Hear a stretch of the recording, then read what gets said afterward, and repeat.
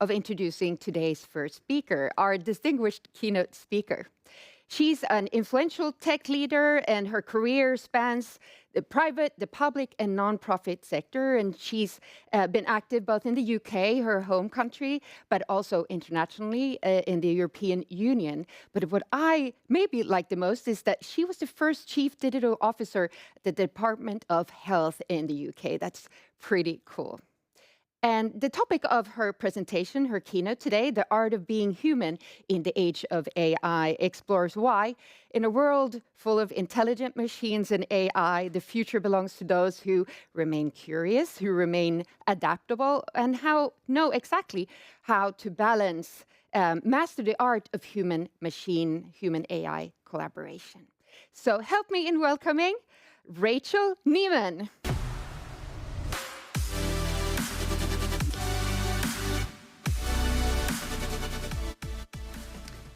Thank you, Paulina, and good morning, everyone. It's a huge privilege to be here and to open this year's Solita Summit and to talk to you about the art of being human in an age of AI. In the past 3 years, we've gone from asking, will AI take all our jobs, to asking, why isn't our AI working the way we expect it to? In August, MIT published research showing that 95% of generative AI pilots fail. They never transition from proof of concept to full deployment and generate no measurable business impact or return on investment. And the reason is not because the technology doesn't work, but because we forget the most critical component for success, the human factor. These pilots tend to be developed in controlled environments that don't reflect the complexity and friction of the real world, making integration into actual workflows almost impossible. And this pattern isn't new.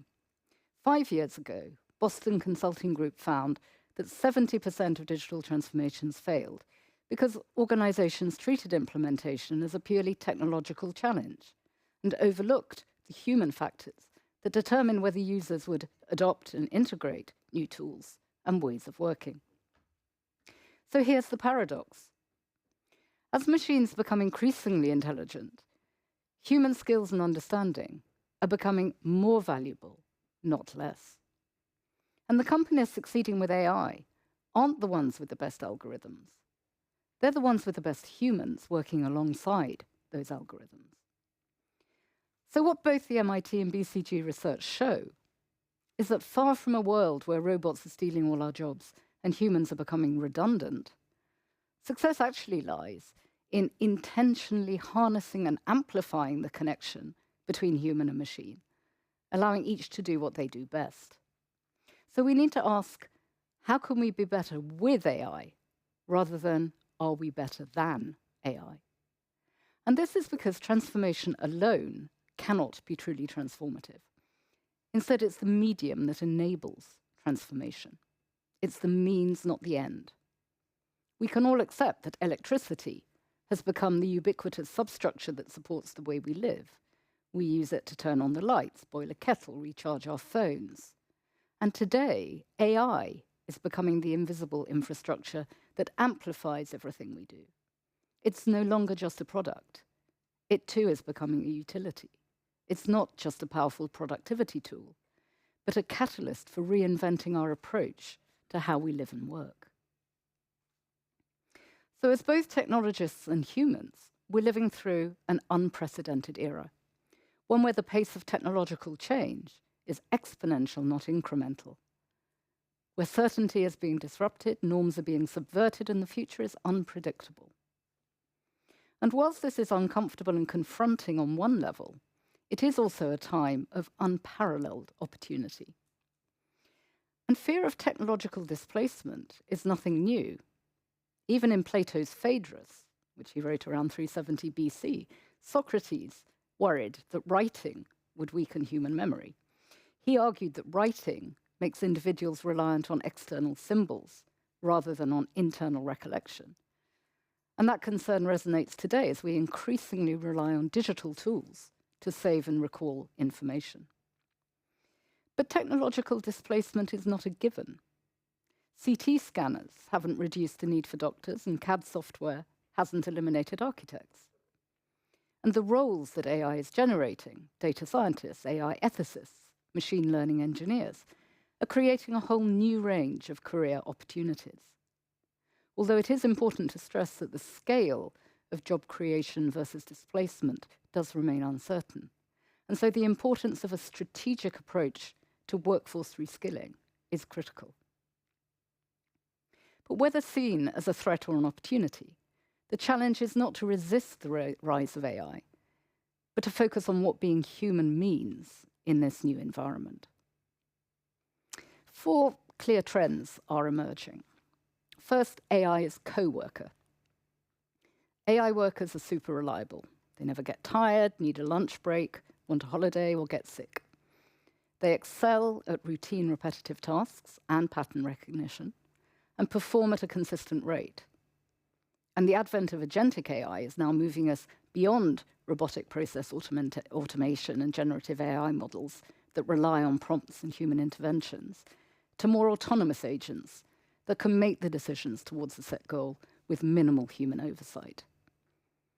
And of course, it's still early days, but an agentic AI worker that can get on with its job without constantly needing input from a human will be a game changer.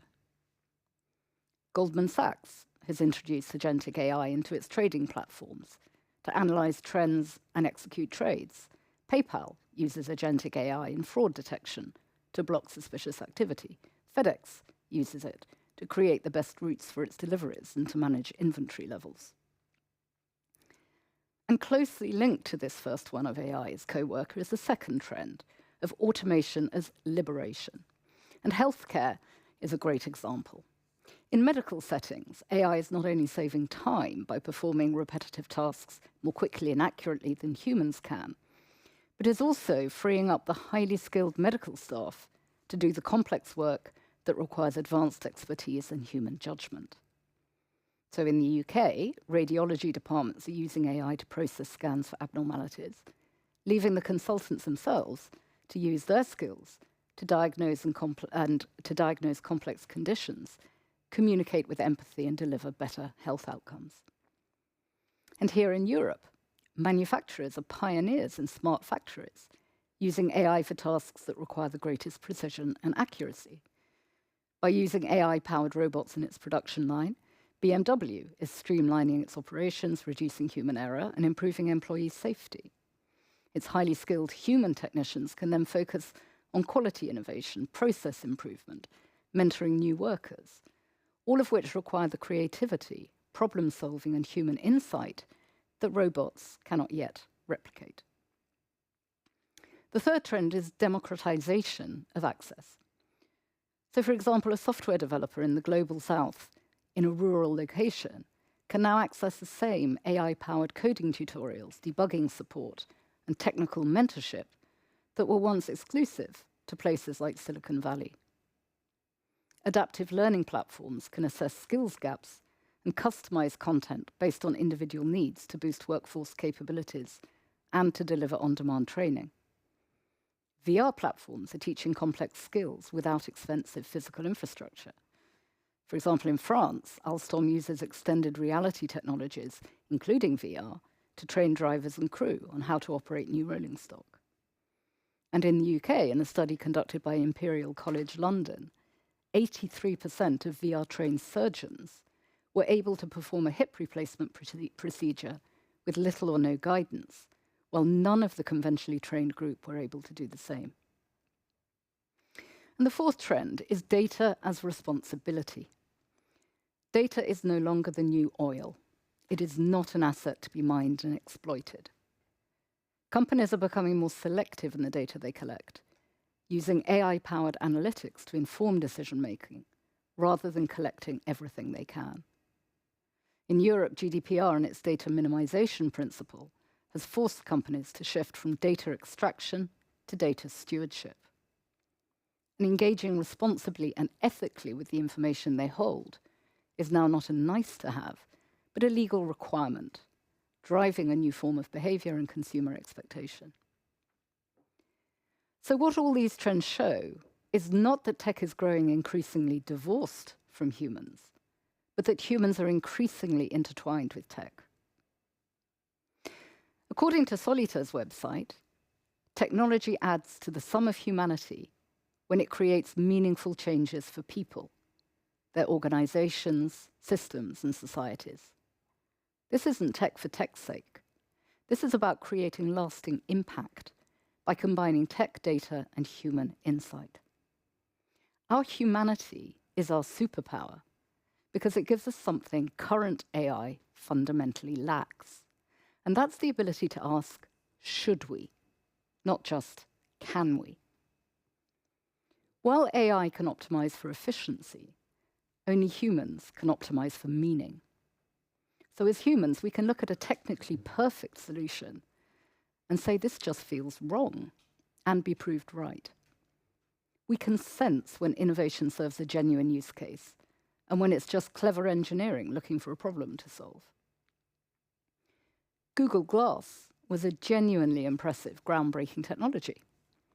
But despite its technical sophistication, people found the glasses intrusive to wear and socially awkward, and Google actually discontinued them only a year after they were launched. Now, 10 years later, they've launched a new Android prototype called Google Martha. But on the other hand, contact lenses that monitor glucose levels for diabetics solve a real human problem, even though they're less technically flashy. AI processes information, humans process meaning. AI cannot intuit or understand nuance in the instinctive way that humans can. AI processes language. Humans create connection. AI can identify sentiment, but humans can read between the lines, act on incomplete information, and react to gut instinct. And human beings love to anthropomorphize the things we interact with. How many of you have given your car a name? And we anthropomorphize AI, ascribing to it genuine understanding and even feelings. People are forming emotional connections and falling in love with chatbots. Some are even marrying them. And this isn't because the AI feels anything, but because we're evolutionarily programmed to respond to the conversational patterns AI delivers as if they imply consciousness and sentience, and therefore feeling. Chatbots are also notoriously sycophantic. They're programmed to give us what we want and to tell us what we want to hear, even if that means professing their love. Another recent MIT study looked at a Reddit community called My Boyfriend is AI. It found out that only 6.5% of its users deliberately set out to have a relationship with AI, but that over time, a huge proportion formed strong emotional attachments. And on the one hand, you could say this sort of attachment can reduce loneliness, and it's a good thing. But on the other, users experienced genuine grief and pain when an AI model was updated, and the personality that they'd grown to love was lost. So should chatbot developers treat this emotional dependence on their creations as a harm in itself? Or should they simply ensure that those relationships don't become too toxic? Maybe it would be more realistic to improve AI literacy to help people understand both the risks and benefits of forming attachments to chatbots. AI is not human, which is why it acts in unexpected ways. Who remembers Facebook's Bob and Alice chatbots? During a negotiation experiment in 2017, they developed their own way of communicating, abandoning traditional English for a more efficient spoken shorthand that humans couldn't understand. And the researchers had to shut the experiment down, not because it failed, but because it succeeded in ways they hadn't expected. Large language models, when they do speak in a coherent language, produce sentences that sound compelling. And yet these LLMs are simply predicting likely sequences of words, not engaging in a genuine thought process. And this is why LLMs are prone to hallucinations. An LLM's core skill is sophisticated mimicry. It can mimic human writing, human reasoning, even human creativity to some extent. But mimicry isn't understanding. AI still struggles with common sense, creativity in the deepest sense, and empathy. It can explain everything without understanding anything. And when you need someone to truly understand your customer's frustration, to navigate a complex ethical dilemma, or to make a judgment call with incomplete information, that's when mimicry isn't enough. AI works on logic, patterns, prediction, probability. It's maths, not magic. And this really matters, because when we misunderstand what AI actually is, we make poor decisions about how to use it. We expect magic when we should expect maths. Many companies now deploy chatbots, expecting them to handle complex customer complaints with empathy and nuance, and then they wonder why customer satisfaction falls. Last year, Air Canada's chatbot gave incorrect information to a traveller and wrongly promised him a bereavement discount. The airline refused to honour the discount, saying the chatbot had given misleading advice and the airline couldn't be held liable. Their argument that the chatbot was responsible for its own actions was overruled by a tribunal on the grounds that Air Canada actually was responsible for all the information on its website, whether on a static page or through a chatbot, and the airline was forced to pay up. So Air Canada had expected its chatbot to understand all the details of its intricate policies and also to show empathy to a bereaved customer. They expected magic. But what they got was maths, pattern matching without policy understanding. AI is only as good as the data it sees. It's not a crystal ball. It relies on the past to make sense of the present. It can't predict the unexpected, new legislation or sudden shifts, without being retrained or augmented. And because AI is limited to what it has been fed, it inevitably brings human biases into its own thinking. Humans are faulty and make mistakes, and AI will continue to emulate its human creators. So since, by definition, it's developed with bias, can it ever be objective? Real life is chaotic and unpredictable. It's not the neat, structured world of patterns. The most transformative technologies of the past, from the printing press to the internet, weren't just technical breakthroughs. They were based on insights into what people might actually need. So how do we bridge this gap between AI's pattern-based logic and the messy reality of human needs? How do we ensure our technological capabilities serve genuine human problems rather than just technical possibilities? Now, I'm a firm believer in innovation for progress. No one got anywhere by standing still. Spotify disrupted the music business without asking people what they wanted, because if they had, people would have said, we want cheaper CDs or better radio. Instead, Spotify understood that what people really wanted was instant access to any song anywhere. So they solved the actual problem, musical freedom, rather than improving an existing solution. And if Einstein was right, that doing the same thing over and over again and expecting a different result is the definition of insanity, why do we as technologists allow 95% of our AI pilots and 70% of our digital transformations to fail by continually ignoring the importance of the unpredictable human element? In the age of AI, you disrupt or you are disrupted. You innovate or you stagnate. So it's not a question of should we adopt AI. That train has long left the station. But how do we make best use of it? And this is where digital literacy comes in. 10 years ago, I ran a digital inclusion organization, ensuring that people had the basic digital skills they needed to thrive at work and at home. And back then, digital literacy meant teaching someone transactional skills, to send an email, bank online, or save a file to their computer. But today, digital literacy means something fundamentally different. The skills we need to thrive today in a world dominated by technology are adaptability, critical thinking, curiosity, emotional intelligence, collaboration, ethical judgment. And far from being soft skills, these are now hard currency. They are what will define our continued relevance. They're as fundamental as being able to read and write, and they require human-to-human interaction, not just code. In a world of smart machines, being deeply human is the competitive advantage. So to be human in the age of AI requires a shift of emphasis. It means connecting with others emotionally and psychologically, not just functionally. It means shifting from pure efficiency to real value. It means focusing on quality rather than quantity. It means trading speed for creativity. And this is what we need to teach our children.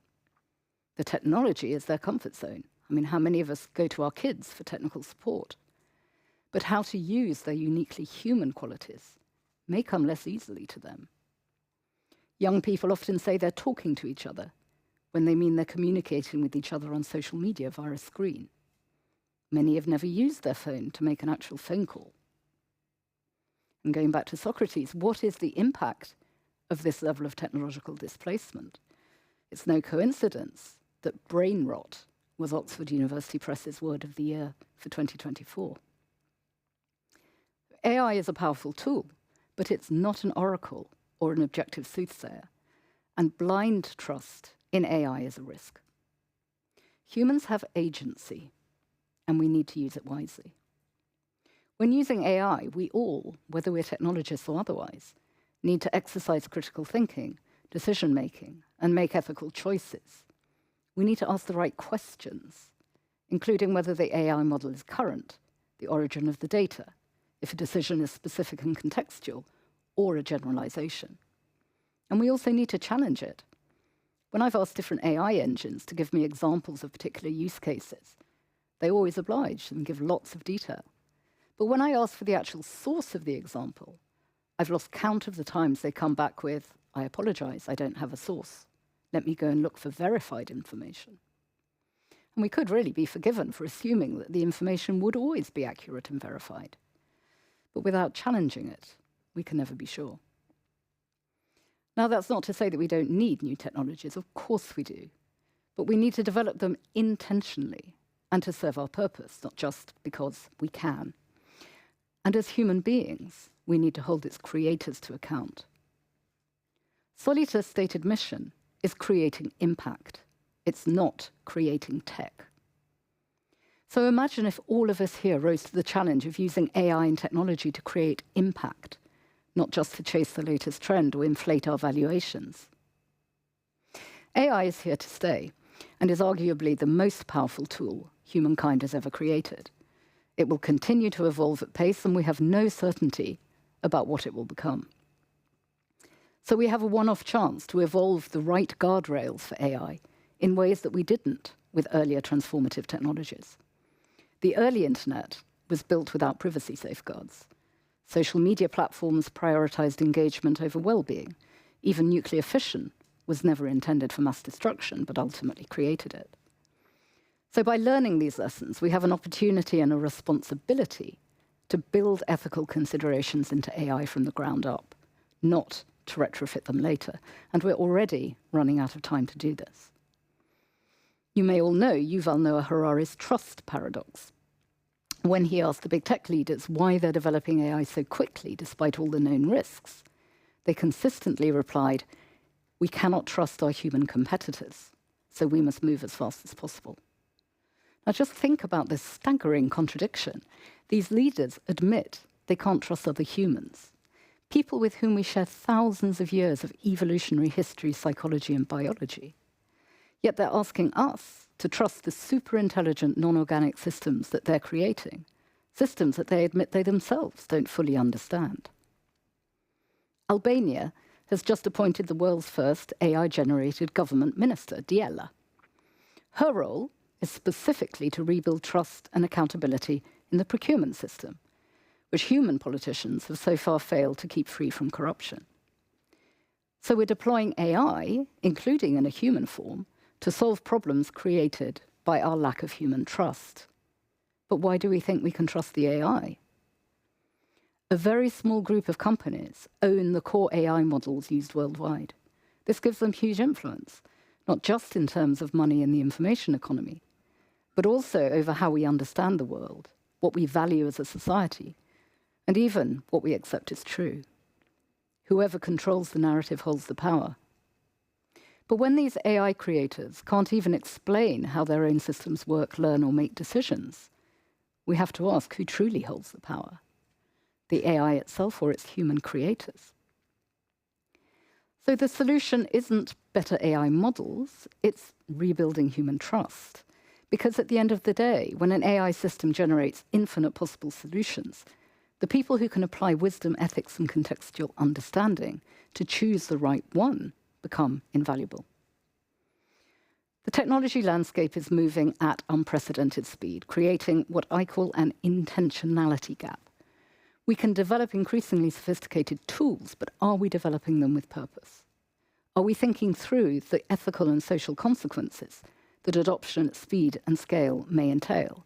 And are we putting in place the necessary governance and regulatory safeguards? So here's your challenge. Before you start your next AI project, don't ask what can this technology do, but what human problem are we solving? Start with why, not with what. And if you look back at your recent generative AI pilots, how many succeeded in creating a solution to a genuine human need? How many of your current chatbots, content generators, or coding assistants are still being used rather than gathering digital dust? And by used, I mean enthusiastically adopted, not just grudgingly tolerated. Hopefully more than 5%. The future isn't something that happens to us. It's something we co-create. If we want to remain active participants in our future, to retain our agency, we must consciously shape our relationship with AI rather than passively letting it shape us. We need to influence AI's development rather than simply react to it, but only if we act intentionally. AI is here to stay, and humans must learn to navigate it. Just as previous generations adapted to new language and mathematical systems, we must integrate AI fluency into our skill set. But we must also establish rules and protections to ensure AI remains beneficial and aligned with human values. Without governance, we have no accountability. So your humanity isn't a limitation in the age of AI. It's your competitive advantage. The art of being human is knowing when to trust the algorithm and when to trust your instincts. And if you master that balance, you'll not only survive the AI revolution, you'll also lead it. Thank you. Thank you, Rachel. Wow. Thank you so much for a very wise but also hopeful presentation. And speaking of hope, a very personal question. What brings you the sense of hope when it comes to AI and humans coexisting and also working together? I am hopeful because AI has huge positive opportunity for us, but only if it is developed and deployed intentionally and ethically. And humans are evolutionary beings, and we've adapted to change over millennia. We're curious, we're constantly innovating and pushing the boundaries. And I think that forums like this are hugely important in bringing that debate more openly and to the public.